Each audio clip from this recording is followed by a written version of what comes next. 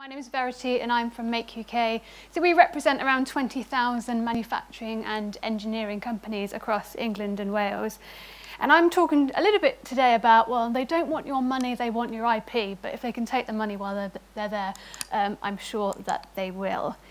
So our members, and I think the manufacturing sector as a whole, is increasingly moving towards digitalisation and automation. Companies are embracing new technologies more than ever before, and the pandemic has really accelerated digital adoption. But of course, with the benefits of modern manufacturing comes an increased industry exposure to cybersecurity threats, and in particular IP threats. So our upcoming research that we're publishing on Monday finds that just over 2/5 of manufacturers reported a cyber attack in the past 12 months. And those are the ones that reported it. Perhaps we should rephrase that as the ones that admitted it. But cybersecurity, we find, is becoming increasingly important within manufacturing businesses. So actually 95% of manufacturers agree that cybersecurity is a necessity for their company. And the larger the company size, the more important they place on being cyber secure. About 90% of manufacturers either agree or somewhat agree that they have access to sufficient information and advice to confidently assess the specific cyber risks that their business faces. You could perhaps say that might be feels a little bit overconfident, perhaps. However, the majority are at that lower end scale, so more tending to say somewhat agree. Likewise, they feel that companies are prepared with the right tools and processes and technologies to deal with cybersecurity incidents. But again, we have a slight shift towards kind of somewhat agree, so a little bit of room for improvement there. But in terms of their cybersecurity strategies, perhaps that's where they are a little less confident. So just 6% of the industry are fully satisfied with their cybersecurity strategy as it currently stands. And again, I'm sure when we delve into some of those companies, perhaps we will unveil some slight overconfidence again.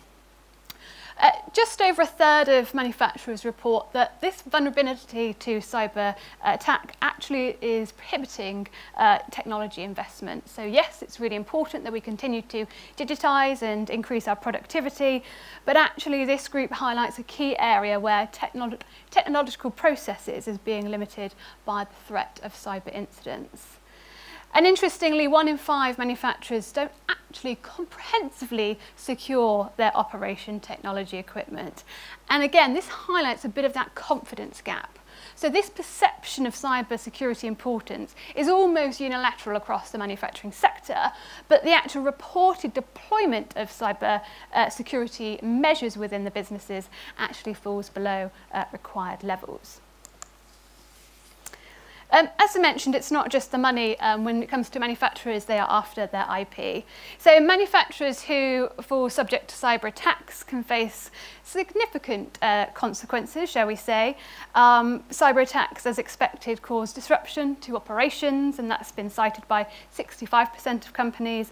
Damage to reputation with the customers or suppliers. Nobody wants to know that you've been hit by a cyber attack. You don't want to have to admit that. And then increasingly, intellectual property threat is a growing concern in the manufacturing sector. You know, IP is what distinguishes manufacturing companies from one another and drives competition. And yet 1 in 5 are now saying that's their primary kind of concern of being hit by a cyber attack.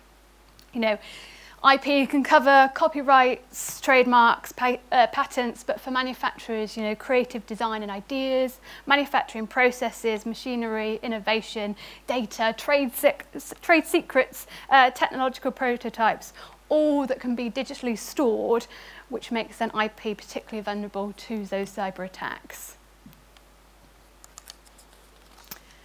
And while they can be after your IP, what we found is it also can cost you as a business, particularly if you are a smaller company right now.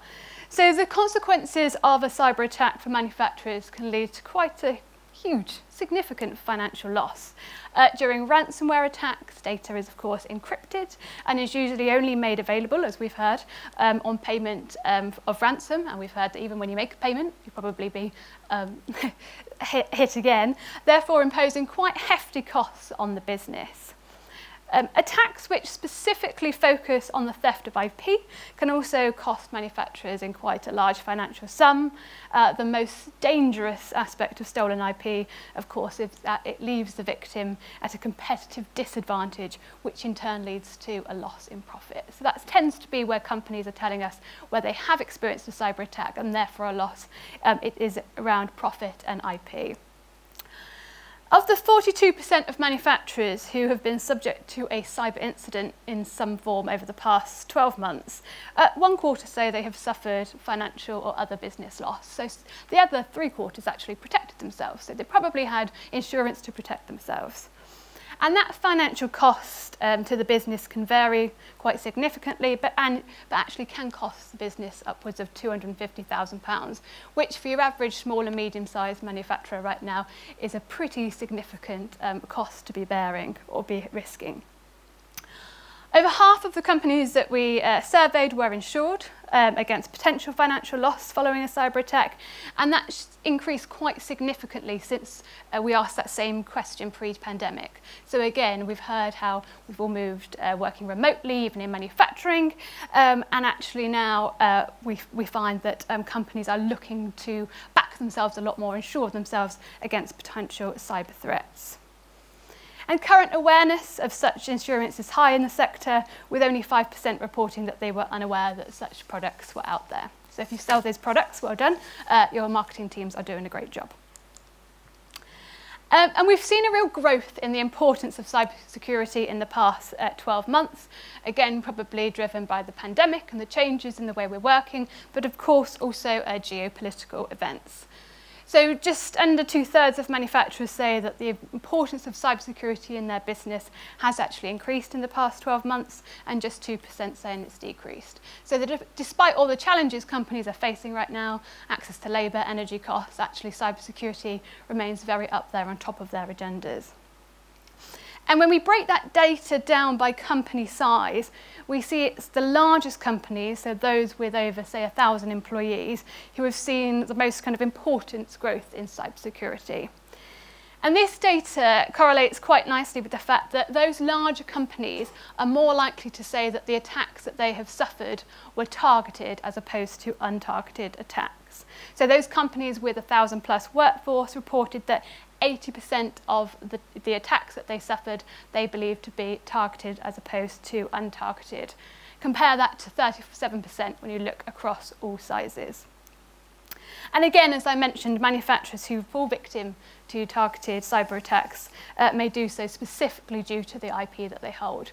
You can imagine some of the companies that we represent working in sectors such as automotive, aerospace and defence, cyber criminals are often looking to attack.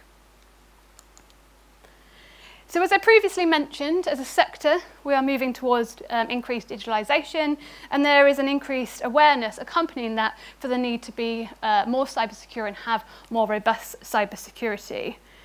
So manufacturers who have implemented the industrial Internet of Things report that to be the biggest driver in increasing that overall level of organisational cyber security.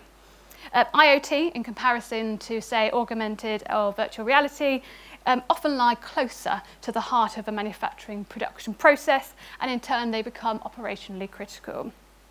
Whether it be sensors through the plant to ensure quality on the production line, or whole units themselves, the criticality to manufacturers is evidenced by 30% of the industry reporting that those were implementing IoTs within their business had subsequently led them to look again at their cybersecurity strategies.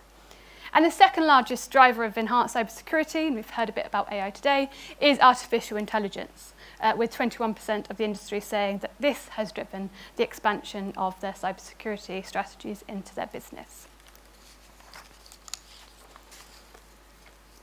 When it comes to identifying risks and their drivers, it's fair to say that UK manufacturers face a battery of cybersecurity risks. Legacy IT presents the most prolific cybersecurity risk to the industry, identified by around 45% of manufacturers. So it's actually just maintaining legacy IT. We've heard about the importance of passwords. I am really bad at that. I'm one of those people that forgets it. I write it on my whiteboard and never think about wiping it off. But even for manufacturers, insecure passwords are the ones that is kind of topping the charts. Legacy IT proves a cybersecurity threat for manufacturers if those developers are not actively patching software. We've heard a lot about patching, and there are likely exploits to be found in the future. So in terms of lines of defence, we've heard about the threats, we've heard about the potential costs it can cost companies. What are they doing to protect themselves? So uptake of we'd call probably frontline cybersecurity technologies is prevalent, with less than 1% of manufacturers doing nothing to mitigate their cybersecurity risks. While all of these options see quite a significant uptake that we have seen in the past couple of years, there's this kind of notable grouping really between the two most common cybersecurity technologies. So you have the antivirus software and firewalls, and secure settings for devices, network-wide updates, and controlled access to data. And this tightness of these groupings, where these companies are doing all of that, shows that there is kind of a less secure group that only engages in those first two strategies. So they tend to do the first two and they're unlikely to do the remaining. So by taking the mean of the prevalence of these activities, our estimates predict that approximately 12% of the industry actually implements this first line of defence, which comprises of antivirus and firewalls, but has not really gone further in terms of implementing more robust cybersecure technologies. So when companies are saying, back to the earlier slides, they are cyber secure, what they're tending to do is just those first two things. Those two things and not a lot more. So for the first time this year, we also asked just kind of where we think that the cyber attacks are coming from. So according to IBM's 2022 Threat Intelligence Index, for the first time, I think since 2016, manufacturing was actually the top most attacked industry globally in 2021. So it accounted for around 23% of all cyber attacks. And in Europe, this figure rose to 1/4. Our research finds that British manufacturers perceive the greatest cybersecurity threat originating from Russia and closely behind that China compared to other regions, with both of those countries being seen as the biggest threat by around 3/4 of manufacturers. And of course, foreign cyber attacks, we've heard a little bit about this already, with the aim of stealing manufacturers' IP, can actually be a threat to national security if you think about some of the companies that we work with, including within defence. So an example of this, a classic example of this, was back in 2007 with the alleged theft of IP from the US defence manufacturer Lockheed Martin from Beijing-backed hackers. So the US actually accused China of cyber espionage and claimed that hackers stole classified military information. So it's pretty significant for a lot of manufacturers working in specific sectors of the foreign threats from cybersecurity. So what else are companies doing? Well, employees play a key role in this. So 62% of companies say they offer formal cybersecurity training for employees. I always like to delve a little bit deeper into that because I've done some cybersecurity training. It tends to be an online thing that just says, have I changed my password? And I don't tell them that it's on my whiteboard that I've only just rubbed off. But there is a very clear correlation between business size and the level of kind of formal cybersecurity training for employees.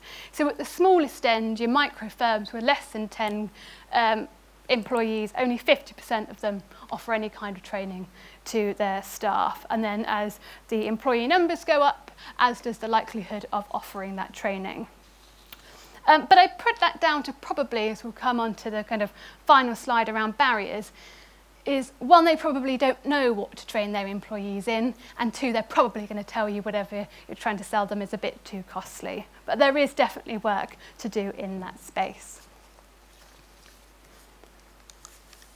So just quickly looking then at cybersecurity in the corporate structure as a whole, our research in partnership with BlackBerry Cybersecurity really set out to understand how the remit of cybersecurity is placed within organisations' corporate structures.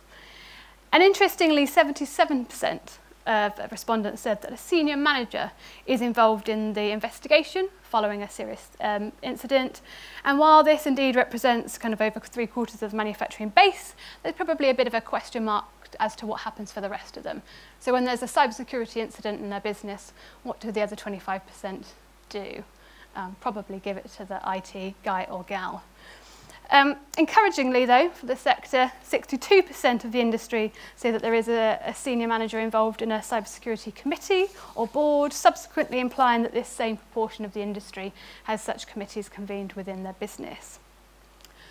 But a question does often arise as to which teams in the business are responsible for the security of operational technology.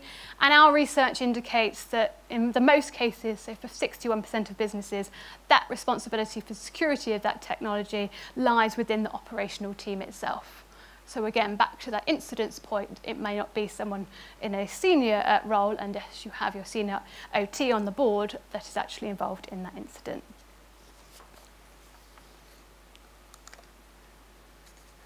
So our research also finds that it's more likely for a manufacturer to be asked to demonstrate sufficient levels of cybersecurity in their business than for manufacturers to make the same expectations for their supplier base.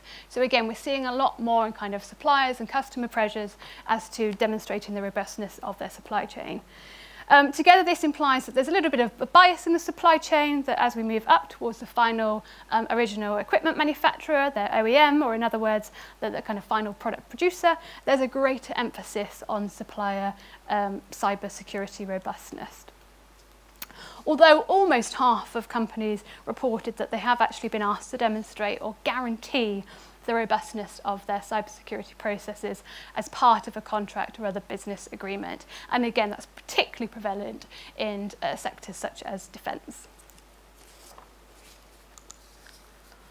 So just finally, are there barriers then to being cyber secure? We've all taken away some top tips today that we have to implement, but for your average manufacturer, particularly a small and medium-sized companies, what is prohibiting them from being cyber secure? So 4 in 10 actually said that the cost of cybersecurity products is still a barrier. It's always the cost of cybersecurity products. And I speak to a lot of cybersecurity, wonderful service providers that want to speak to manufacturers and say the cost of my product is really low, but companies still turn them away. So we need to find a way, even if it's about the potential risk or the financial loss if they don't actually implement it, but the cost of cybersecurity products remains the biggest barrier. And compared to last year's research, a much smaller proportion of companies are now saying that there are no barriers to becoming cyber secure. So last year, around 62% of companies said that's actually no barriers to being cyber secure. I can do it within my business. This year, it's dropped to 24%. And we think that really kind of highlights that as companies have been expanding their cybersecurity strategies over the past year, they've actually discovered more barriers that they'd previously not recognised. But there's also additional barriers such as the added time or cost of maintaining those security systems, the lack of training on cybersecurity for employees, and frankly, other priorities in their business right now. But still, I would just highlight that quarter that says there are no barriers to being cyber secure. And again, I think a big question around that confidence gap. How cyber secure really are manufacturers, and do they need a little bit more help to make sure that they have that robustness to prevent them from suffering quite significant attacks? Thank you.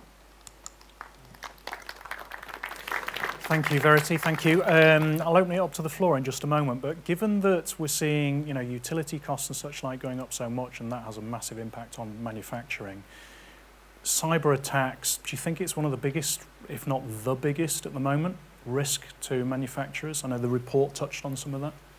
I think that we are seeing that where we are seeing increased digitalisation. So companies are investing in digital technologies to, I think, tackle the labour shortage. They're looking to invest in digital and green technologies to drive energy efficiencies. And I think with all of that increased digitalisation, we then therefore see more kind of cyber attacks. And also just that manufacturing products, goods and services are becoming so more sophisticated with selling to the world, and cyber criminals want that IP. Yeah, okay, great. Any quick questions from the audience for Verity? Gentleman here, if we could get a mic across to him.